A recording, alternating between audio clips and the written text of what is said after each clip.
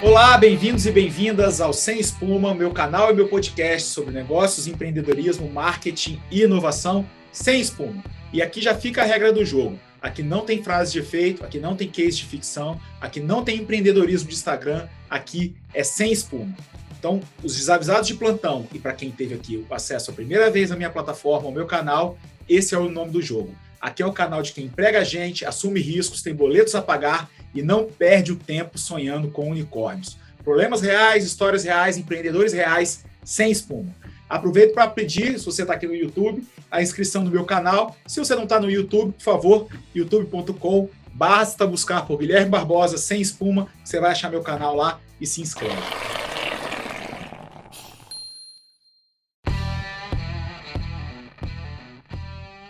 Rodrigo Scherrer hoje é o convidado do dia com a programação de perturbar ele para saber se a gente pode confiar nas pesquisas. A gente vem agora no momento pós-eleitoral, as pesquisas eleitorais acabaram deixando um pouco, Scherrer, de dúvida.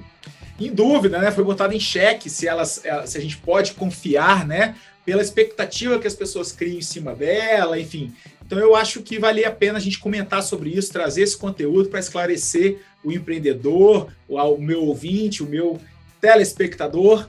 Como é que fala o Rodrigo Scherrer, o cara que é YouTuber, o consumidor, né, do meu canal no YouTube, para a gente poder saber se a gente deve confiar em pesquisas. Mas quem é Rodrigo Scherrer na fila do pão, né, para poder falar sobre esse assunto? Então, o meu convidado de hoje, além de meu amigo, ele é graduado em comunicação, ele tem mestrado em administração e doutorado em comunicação pela ESPM.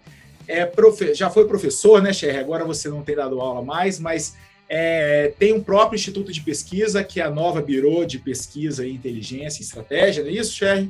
Uhum. E também é consultor associado da Illumio Data Science, uma grande consultoria de pesquisa e estratégia de São Paulo, e atende aí grandes clientes, então tem muita propriedade para poder falar sobre o assunto.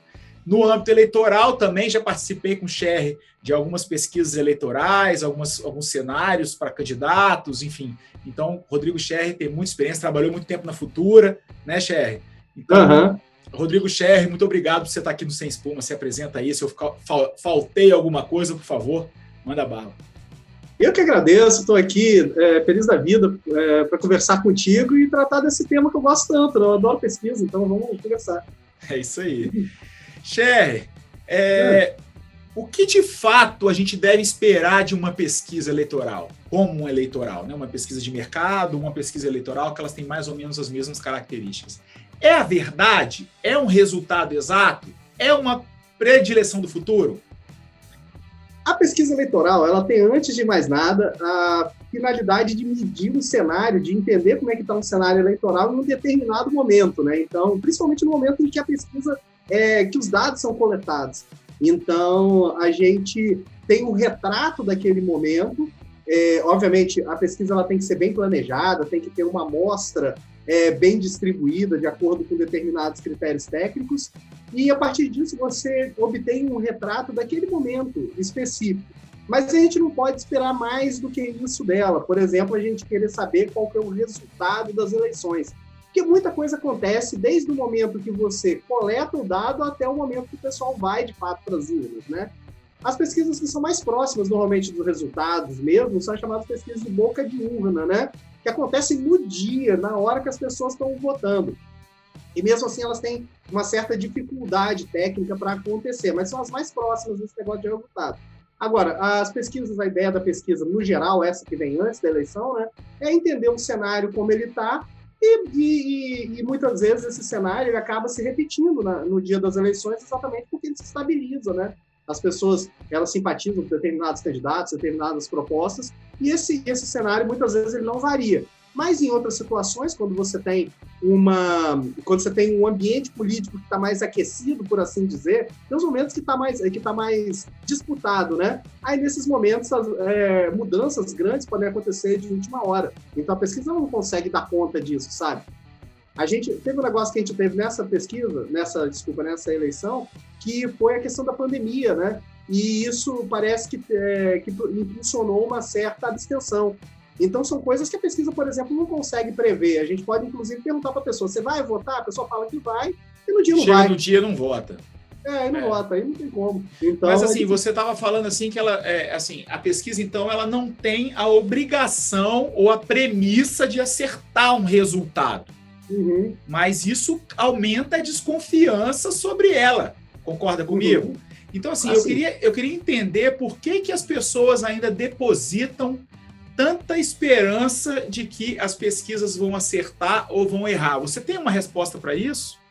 Eu acho que é isso que as pessoas querem, na verdade, né? Elas querem ver um resultado antecipado, elas querem saber o que vai acontecer no futuro. Quem que não quer saber o futuro? Todo mundo quer. E as pessoas esperam isso da pesquisa sempre, né? O que vai acontecer lá na urna. Aí, quando não acontece, elas descredibilizam a empresa de pesquisa, enfim. Tem toda uma série de dúvidas. As pessoas acham que a empresa de pesquisa está fazendo o resultado. Mas aí não é atrás de pesquisa, né? Atrás de uma bola de cristal, né? Tem lá no Mercado Livre a venda. É só você procurar bola de cristal para adivinhação, custa coisa de R$160, Rodrigo Scherrer. Você acredita nisso? E tem mesmo. Pode entrar aí e mandar o print para mim, podcastsemespuma@gmail.com ou contato@guilhermebarbosa.me, que você vai ver que tem bola de cristal vendendo lá no Mercado Livre, Rodrigo Scherrer. Eu vou comprar a minha hoje mesmo, porque eu estou precisando.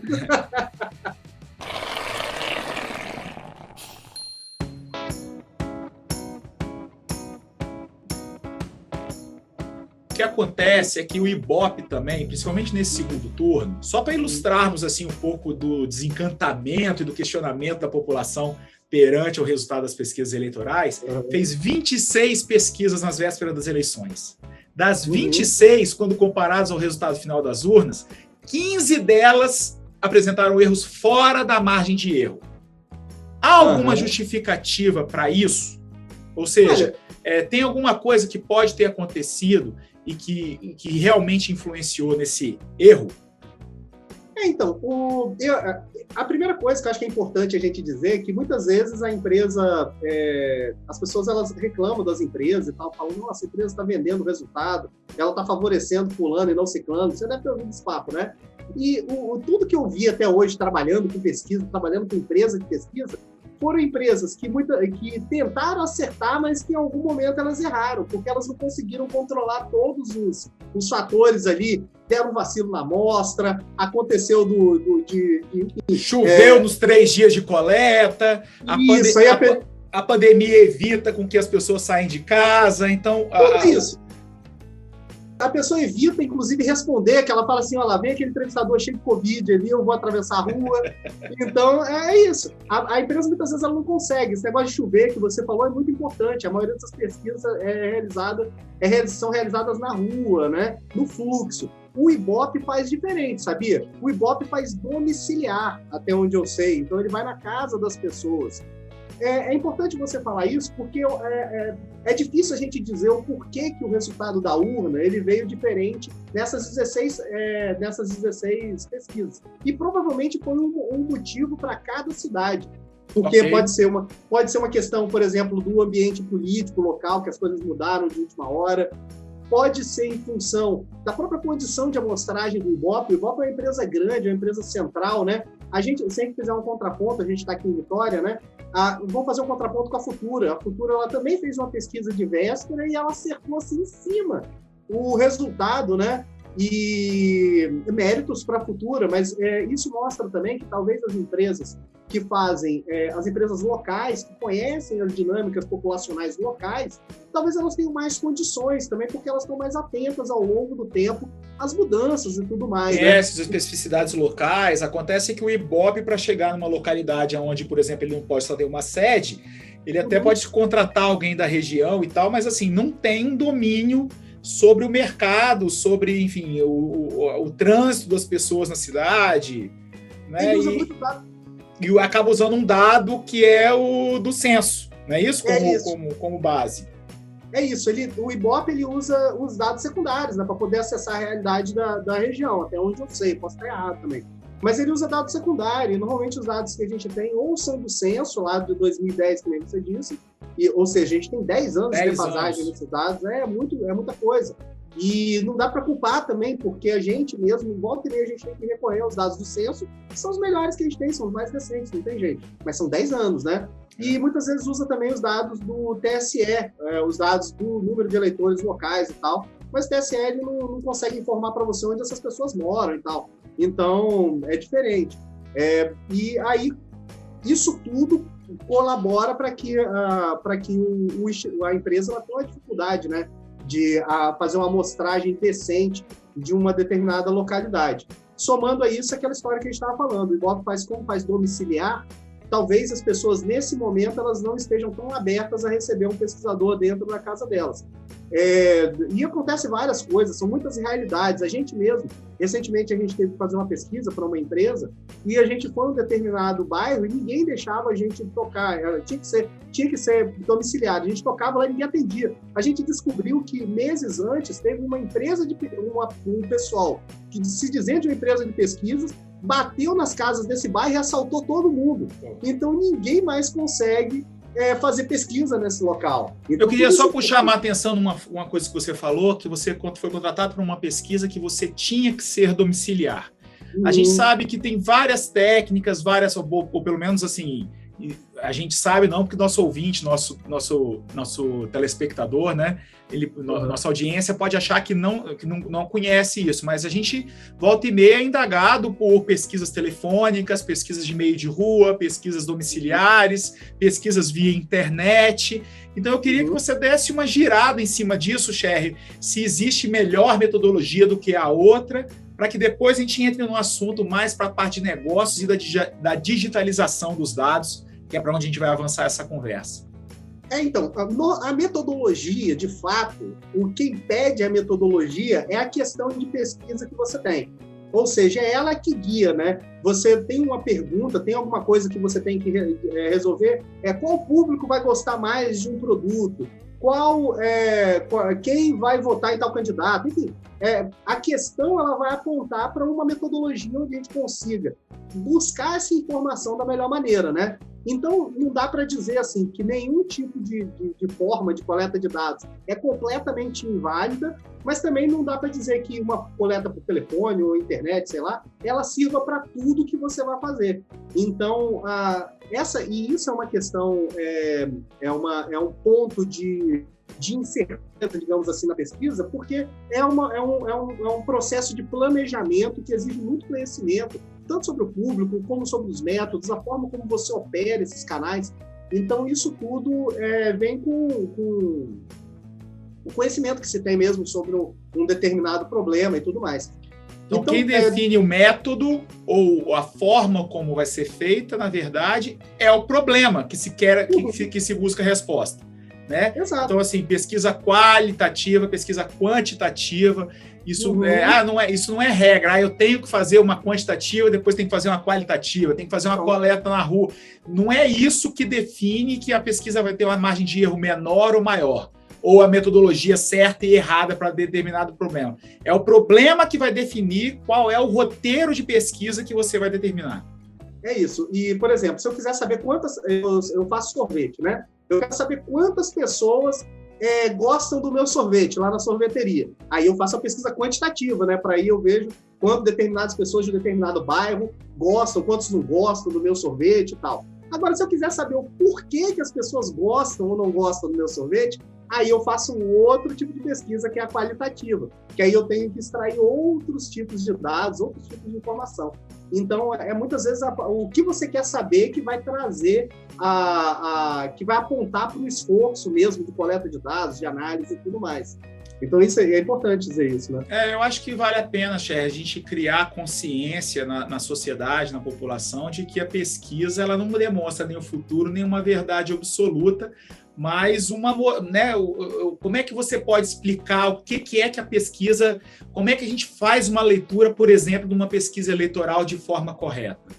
Como toda pesquisa, ela é uma forma da gente acessar a realidade, né? A gente não acessa a realidade de forma direta, em especial em determinados assuntos, né? Se eu te perguntar agora quem as pessoas vão votar na eleição presidencial de 2022, você pode até chutar, mas você não tem essa certeza.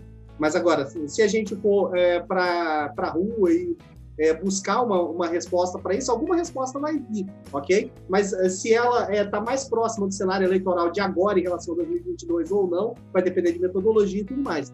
Então, a ciência, ela funciona assim, né? Ela, na verdade, é um conjunto estruturado de conhecimento que foi sistematicamente, tecnicamente coletado e reunido ali. A ideia da ciência é que ela tem que ser reprodutiva, que a pesquisa ela tem que ser reprodutível, que a pesquisa é um instrumento da ciência para poder obter novos conhecimentos. Né? Ou seja, quem quer que faça essa extração de dados tem acesso a um nível de resposta dentro de uma margem de erro aceitável, é isso. E de uma confiabilidade também, porque você tem a margem de erro, que é esse negócio de você tantos pontos para mais, tantos pontos para menos. Isso indica que toda pesquisa ela tem um nível de erro, né? Principalmente quando a gente fala de pesquisa com pessoas, as pessoas são muito fluidas, né, e tudo mais.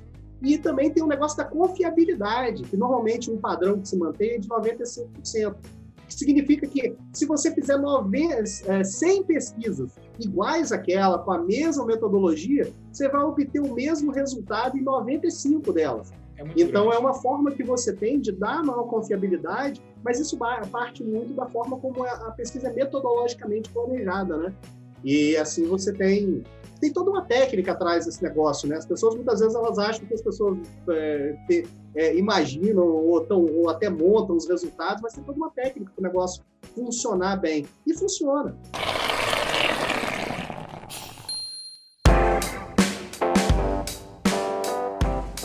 Você já trabalhou em institutos de pesquisa, Sherry, tem o seu próprio. Você acredita que alguém possa direcionar o resultado de uma pesquisa por efeito a beneficiar alguém? Olha, eu acredito, até porque você tem empresas aí, você tem picareta em todo tipo de negócio, né? E ainda mais num negócio como a pesquisa que tem tantas variáveis, tantas possibilidades, que é um terreno fértil para surgir picareta. Mas agora, se você for olhar as empresas conhecidas, as empresas com profissionais que estão aí na batalha há muitos anos, eu não acredito. Eu acredito que as pessoas... Pode acontecer erro, pode acontecer, enfim, uma série de coisas que a gente tem falado, né? Mas eu acredito que se vem esse erro, é porque a empresa tentou acertar, mas alguma coisa saiu errada, ela não conseguiu controlar um determinado fator ali. Mas no cotidiano, no corriqueiro aí, das coisas que a gente vê, que aparecem no jornal, nos jornais de maior circulação, né?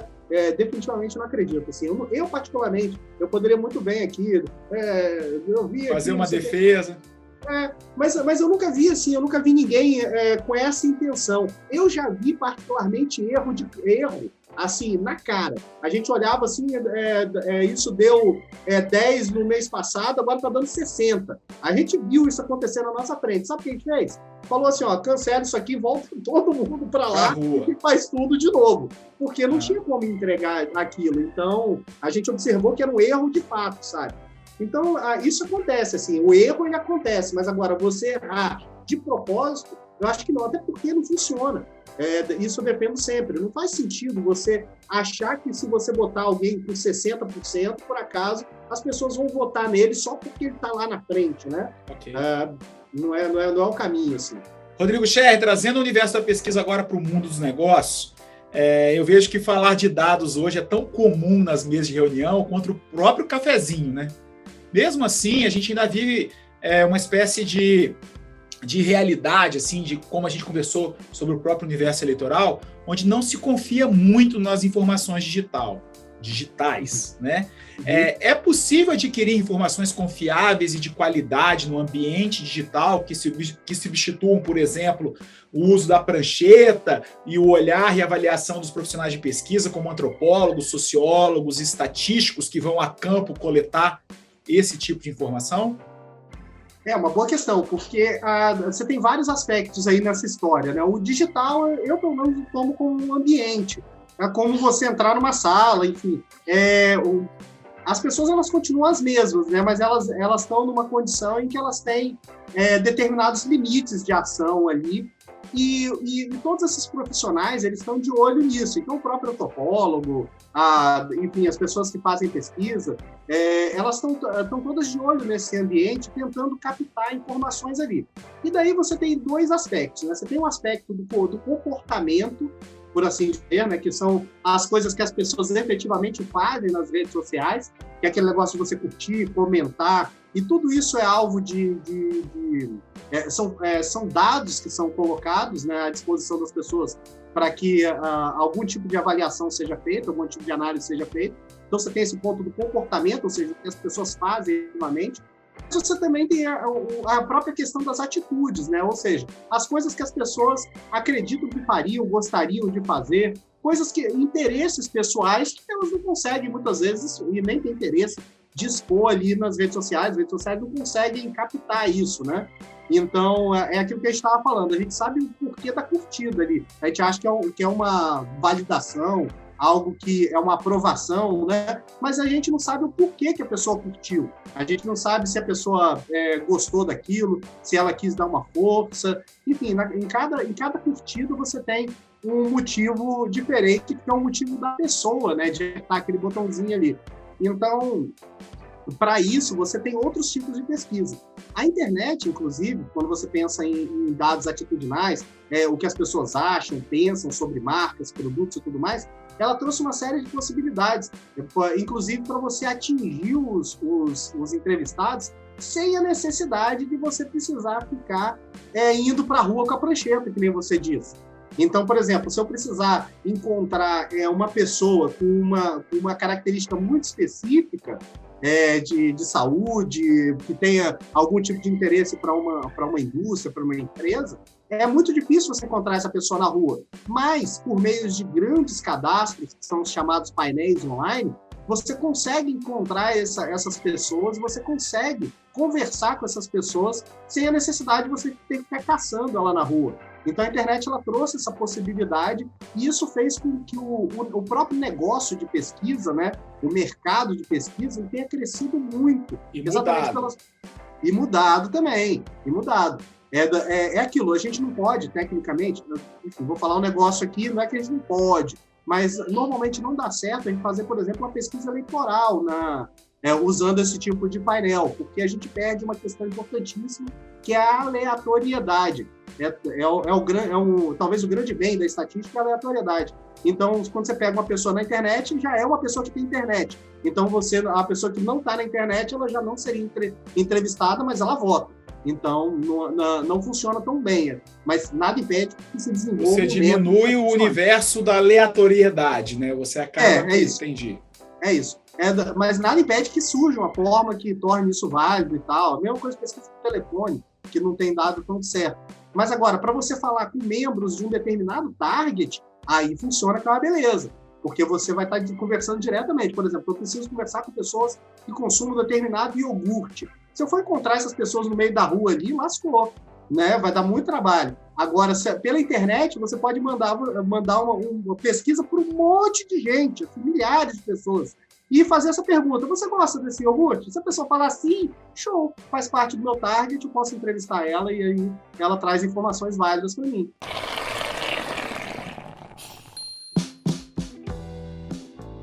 Mas, Cher, assim, por que é fundamental que as empresas não recolham apenas dados nesse universo digital? Porque aí a gente está falando assim, que acaba ficando um pouco confuso, né? Fala assim, pô, Guilherme, primeiro a pesquisa eleitoral, ela é de campo, ela busca um pouco mais de aleatoriedade, né? Aí depois você fala que as pesquisas digitais também, elas estão evoluindo, porque existem também esses grandes painéis digitais. Eu queria que você falasse um pouquinho sobre esses painéis digitais, tá? O que são esses painéis digitais e por que a gente não deve confiar ou ficar apenas em uma hipótese ou a outra. A gente tem que juntar esse universo como um todo e investir em pesquisa de mercado para tomar de decisão no nosso negócio. Isso tudo está associado, mais uma vez, com o problema de pesquisa, né? Se você precisar saber quantas pessoas curtem o iogurte dentro de determinado bairro, aí você vai ter que ir para a rua, não vai ter jeito. Porque o painel, normalmente, ele cobre grandes extensões. Então, tem X pessoas no Espírito Santo, X pessoas no Brasil, e normalmente esses painéis eles têm tanta gente cadastrada que eles cobrem bem muitas cidades e tal, São Paulo, por exemplo, cidades maiores. Mas cidades menores nem sempre e tal. O painel, ele nada mais é do que um grande cadastro. que como funciona? Eu vou lá, me cadastro, boto as minhas características básicas lá, né? E a partir disso, eu posso ser convidado para responder pesquisas. Aí eu recebo um e-mail, aí ele fala, temos uma pesquisa nova para você. Se você responder, você vai ganhar tantos pontos que você pode trocar por prêmios, por dinheiro, por sorteio, enfim. Ou então, muitas vezes, eles remuneram com dinheiro mesmo, uma soma pequena de dinheiro, e você vai acumulando uma espécie de carteira digital. E quando você vai lá, você clica no link, você vai para o link da pesquisa. Se você tiver todos os critérios, né, de acordo com aquele problema de pesquisa, você responde seu questionário e recebe alguma coisa por aquilo. Então, o painel, que eu estou falando, ele não pode ser usado para tudo, ele é usado para determinadas questões que você tem. Mas o que eu não entendi é o seguinte, existe alguém que é dono do painel ou o Instituto de Pesquisa cria seu próprio painel? O que é o painel? É uma nuvem? O que é o painel de pesquisa? O painel, ele pode ser uma empresa. Hoje, a gente tem feito esforços para montar o nosso próximo painel, o próprio painel. A sua empresa, a Nova Biru.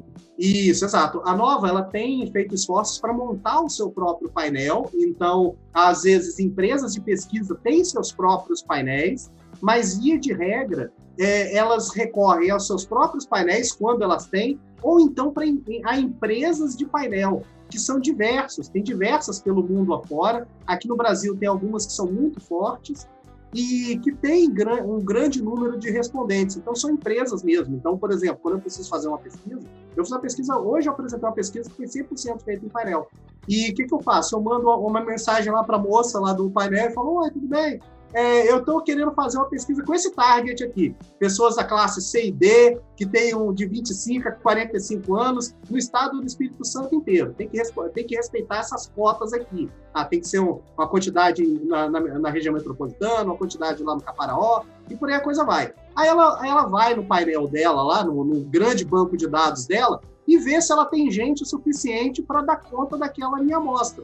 Se ela tiver, show. A gente começa a trabalhar, as pessoas começam a receber e-mails de acordo com os critérios que eu passei para elas, e a gente vai só monitorando as respostas que vão chegando. Então, isso agiliza muito a pesquisa, torna mais barato, populariza a pesquisa, mas, mais uma vez, depende muito da questão de pesquisa que você tem, né? O problema é que manda.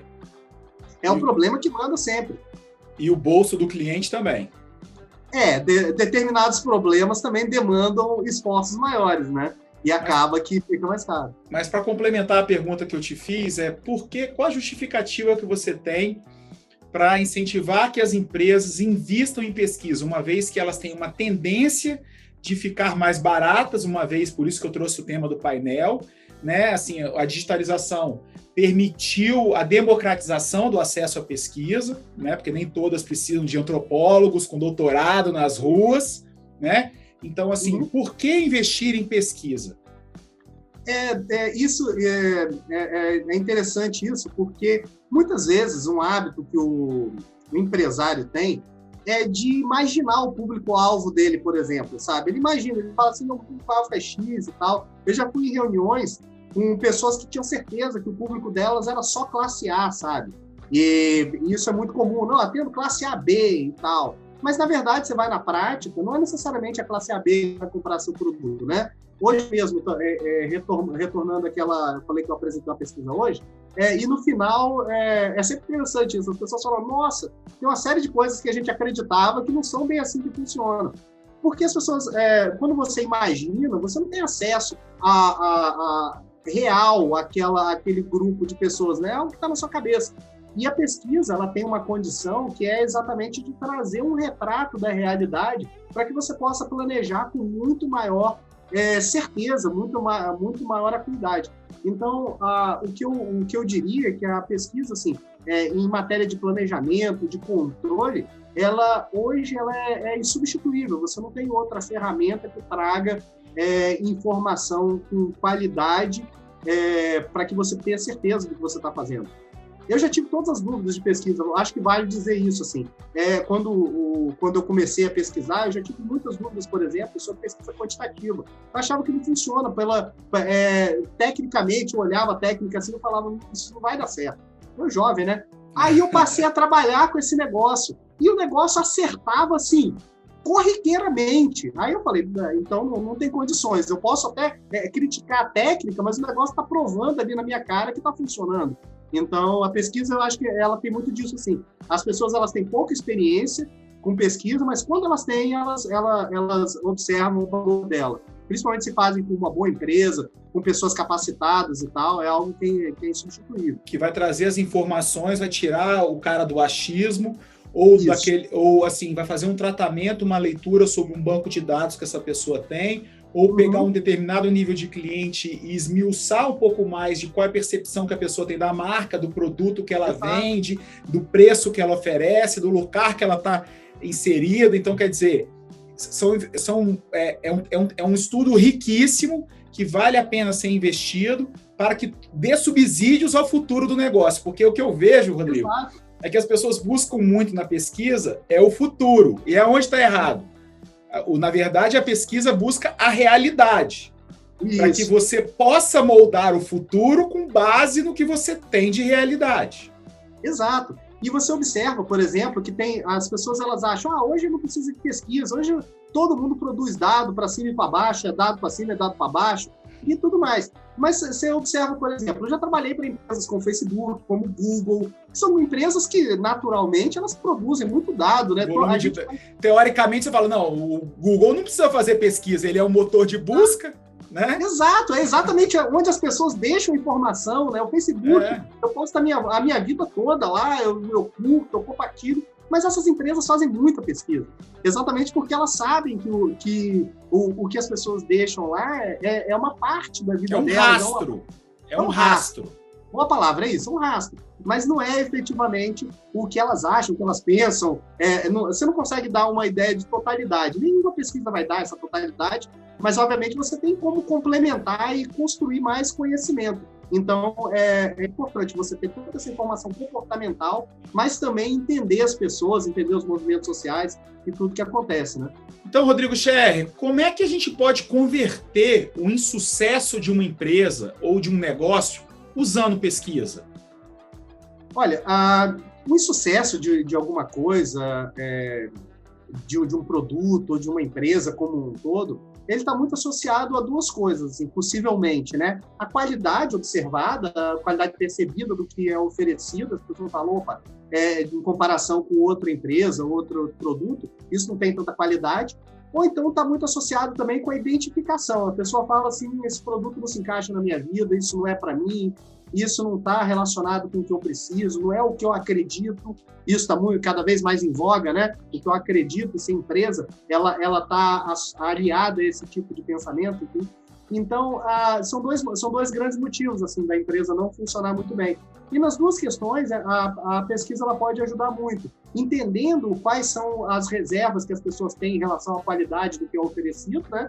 Então, por meio de testes de produto, por meio de questões que a gente traz, enfim, pesquisas que comparam diversos produtos, diversos serviços e tudo mais, para a gente entender o que tem de melhor, pesquisas de benchmark, para a gente ver o que a concorrência está fazendo. Então, tudo isso funciona muito bem, cliente oculto. E, por outro lado, você tem também a questão da identificação, né? Quais são os valores que as pessoas têm, que determinado grupo de pessoas mobiliza e que estão associados a determinada empresa, determinado produto e tudo mais, e que não estão sendo atendidos, sabe? Então, por exemplo, uma marca de pet shop, você espera amor com os animais, né? Se por acaso você fica sabendo de uma notícia de maus tratos no pet shop, é exatamente o contrário que as pessoas esperam da empresa, né? Então, tudo isso tem que ser observado. Muitas vezes as coisas acontecem nas empresas e simplesmente os gestores eles não sabem que aquilo está acontecendo, né? Mas os consumidores efetivamente sabem. E eles que vão se revoltar contra determinado produto, determinado serviço. Então, a pesquisa ela serve muito para isso, como o olho do gestor, um ouvinte qualificado que está ali mais perto do público-alvo e as pessoas que efetivamente importam para a empresa, né?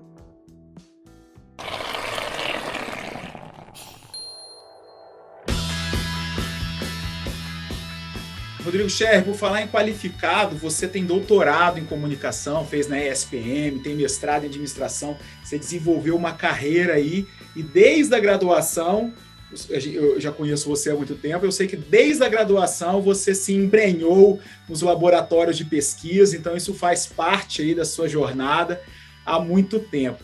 O Sem Espuma é muito um canal assim que eu gosto de trazer o empreendedor real, raiz, igual você, assim, que se dedicou pra caramba e tá aí pagando boletos com o que acredita, com o que gosta de fazer e brilhando até fora do Espírito Santo. Eu queria que você me trouxesse como é que está a sua carteira de clientes, quem é que você, aqui do Espírito Santo e lá em São Paulo, que tipo de cliente andou passando pela sua mão aí nos últimos anos?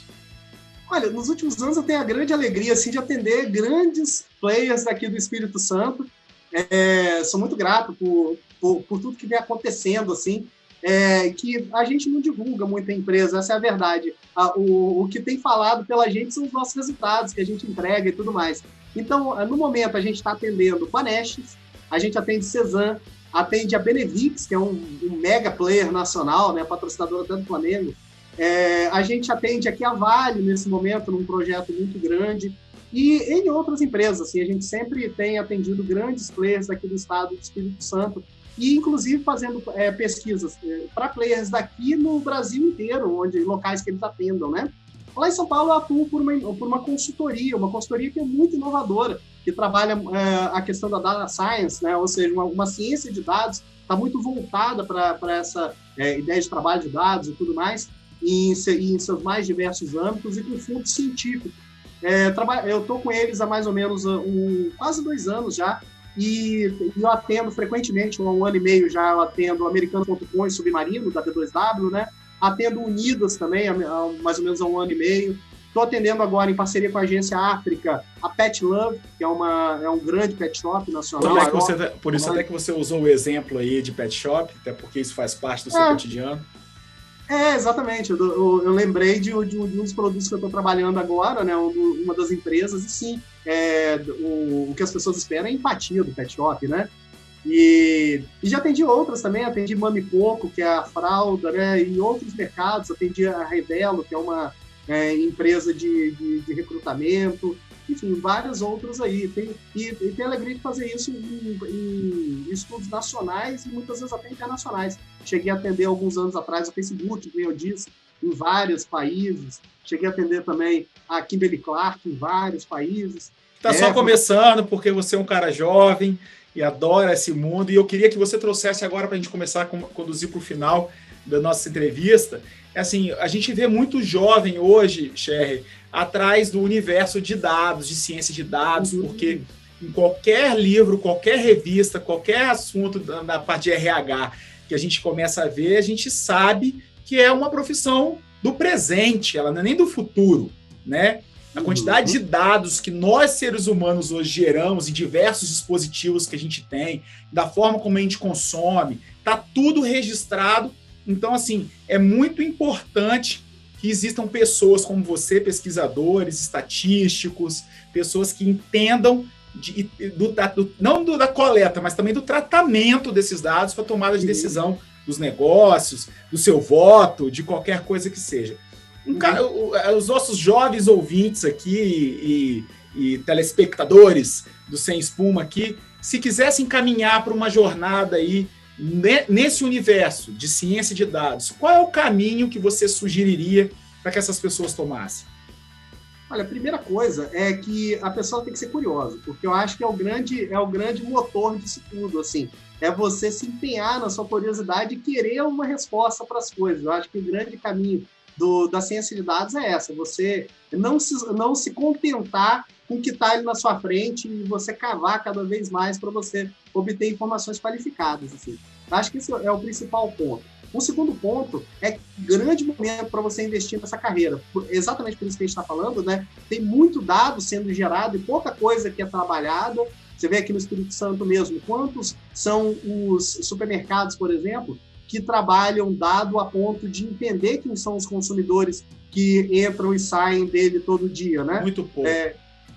Pouquíssimas empresas. Você vê, por exemplo, isso acontecendo nas grandes farmácias, nas grandes redes de farmácia, né? Que eles sempre sabem quem você é e sempre sabem o que você costuma consumir e te dão um desconto exatamente naquele ponto. Ou não dá o desconto naquilo que você consome, dá em tudo. Às vezes também. Às vezes também tem essa, mas eles sempre guardam. Pelo menos, eu não sei com você, mas eles sempre guardam comigo aqui, eles sempre me mandam SMS com coisas Seu remédio está acabando. E eles mandam sempre a mesma promoção, mas eles sabem que usa aquele remédio. Uhum. Então é interessante, que é um grande momento para você investir nisso, porque tem muito conhecimento, e esse conhecimento está muito disponível na internet. Você tem cursos maravilhosos nessas plataformas, a Udemy, né? E tem outras aí, a Veduca. Mas você acha que a pessoa consegue desenvolver um caminho desse de forma autodidata? Ela não precisaria passar pela academia, não? Olha, obviamente, se a pessoa ela fizer um curso superior, focado no trabalho de dados e tudo mais, sim, mas eu acho que não é... Em especial, a ciência de dados, ela não é um monolito ali que você pode chegar e aprender na academia e sair trabalhando.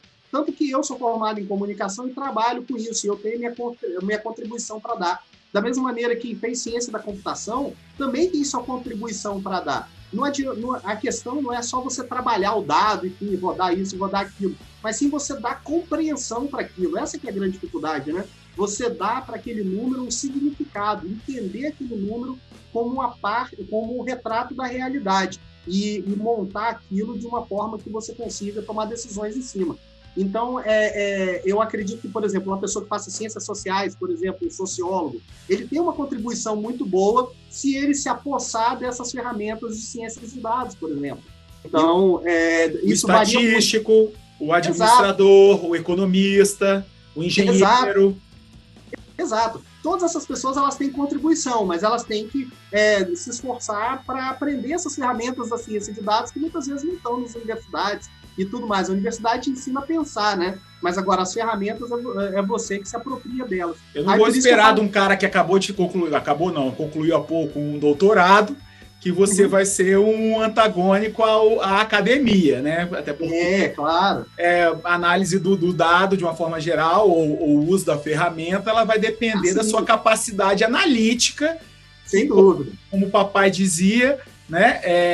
Universidade, estudo é musculação para o cérebro, né? Então, assim, isso aí. Sem isso, não há vida, né?